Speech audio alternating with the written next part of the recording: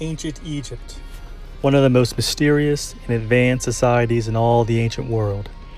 Egypt is known for its great pyramids and famous pharaohs, but there is no other person more famous and well known than Cleopatra, the last queen of Egypt. Today, for the first time, through the miracle of modern DNA sequencing, Cleopatra herself will give a first hand account of her life, her loves, and her tragedies.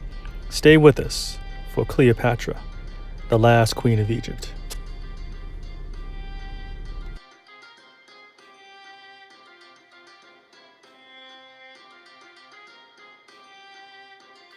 Hello, everyone, and let's give a warm welcome to our guest, Cleopatra. Hello, Cleopatra. Hello, you can call me Cleo. All my friends call me Cleo. Okay, Cleo, so how does it feel to be alive after all these centuries, actually? Well, it still feels a little strange, but I'm starting to get used to it. Make sure you guys hit me up on Facebook, #ILoveCleo. Okay, wow. Well, everyone, be sure to follow Cleo on social media. Now, tell us a little bit about yourself. Well, I lived most of my life in Alexandria. It was a large and important city in the country of Egypt. Alexandria was a very busy city that had lots of companies conducting all types of trades. If you had enough money, you could buy anything you wanted. Anything? Anything. Anything? I said anything! Did only Egyptians live in Alexandria? No, people from all parts of the world did business in Alexandria. Has your family always lived in Alexandria? No, actually, my family lives in a place called Macedonia. Today, this area is called Greece. When our army conquered the world, we stayed in Egypt to become its rulers. So how old were you when you became queen? If I recall, I think I was only 18. 18? 18. 18? Is there an echo in here? I said 18. I know this question is kind of weird, but when were you born and when did you die for the first time? Keep this in mind. The calendar back then is way different than the one used now.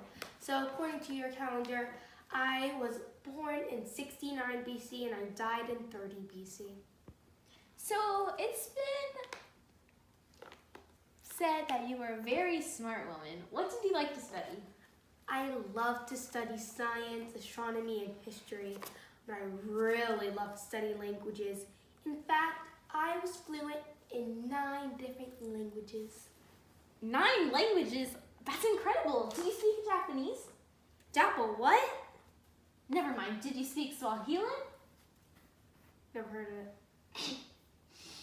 How about Mandarin Chinese? Is that even a real language? Are you trying to make me look bad? Don't make me put the Cleo curse on you. I'm sorry, please don't do that. Okay, I have to ask because the people want to know the truth. Were you actually married to your brother? Yes, that's true. I was married to my little brother, Tomley.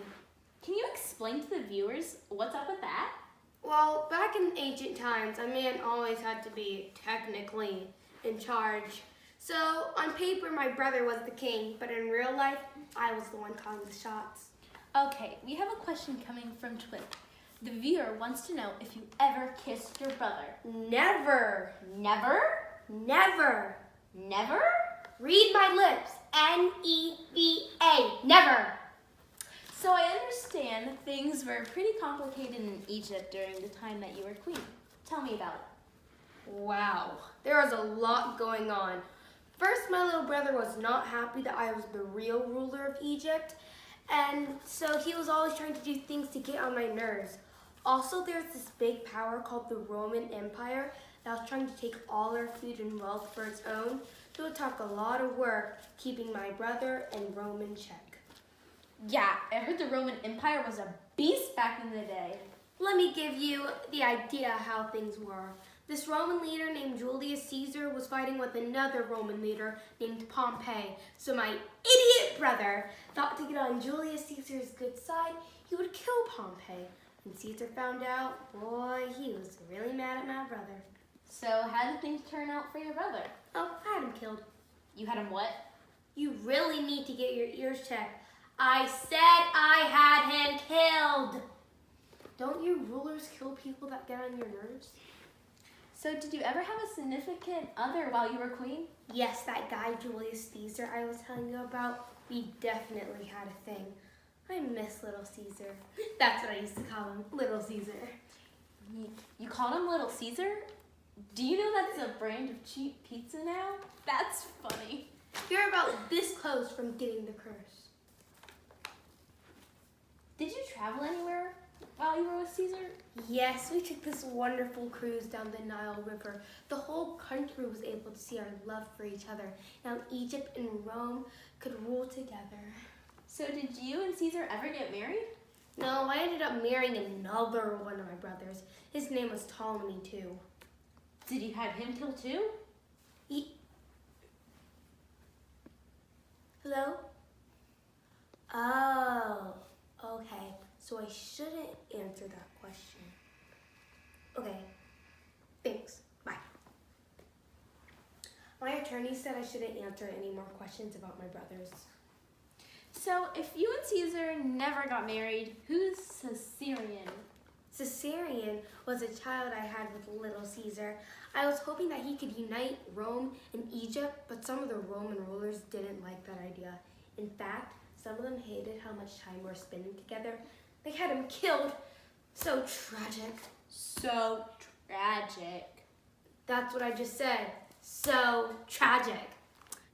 So, when Caesar was killed, how are you able to keep Egypt from being completely taken over by Rome? Well, I met this other Roman general named Mark Antony. He was a very powerful man in Rome, and I knew as long as we stayed together, Egypt would be safe. So how did that relationship work out? Things worked really well at first. I went to visit Mark in the city called Taharis. Man, we partied like crazy. I would throw a party, he would throw an even bigger party. As long as we stayed together, Egypt was safe. But I thought Mark was already married. Yeah, he was, but you know.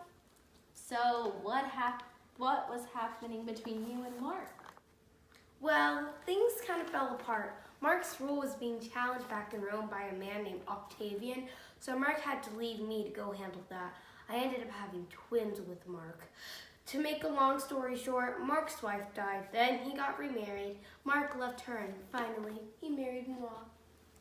Wow, I'm sure Mark's wife was not happy about that. Yeah, she was so mad she convinced Octavian to declare war against Egypt. Mark tried to fight back and protect us, but he ended up losing the war. So what happened to Mark? Well, it's kind of like a story I read called Romeo and Juliet. We got into this huge argument and I convinced people to think that I was dead. So he was so sad that he ended up stabbing himself. When I woke up, I was so sad I ended up letting a poisonous snake bite me, and then I died. That's a crazy story. The snake is the last thing I remember. When I came back to life, I was told that Rome took over Egypt after I died, and that's why they call me the last queen of Egypt. Well, I want to thank you so much for coming on the show tonight. What do you plan on doing now? I'm going to Universal Studios to ride the Mummy. They say it's really fun. Thanks. Good night, folks. Good night. Called him Little Caesar? Do you know that that's a brand of cheap pizza now? Well, things kind of fell apart. Mark's rule was being challenged back in Rome by a name. Cut. Well, I just want to thank you so much for coming down on the show tonight. What's your plans for tonight? I'm going to Universal Studios to ride the Mummy. The funny. Well, I met this other Roman general named Mark Antony. He was a very powerful man in Rome, and I knew as long as he stayed safe, I would be... Oh, he got to the last. Yeah, I heard Rowan was a beast back in the day. Yep, cut one more time. Action. So, did you ever have a significant other while you were at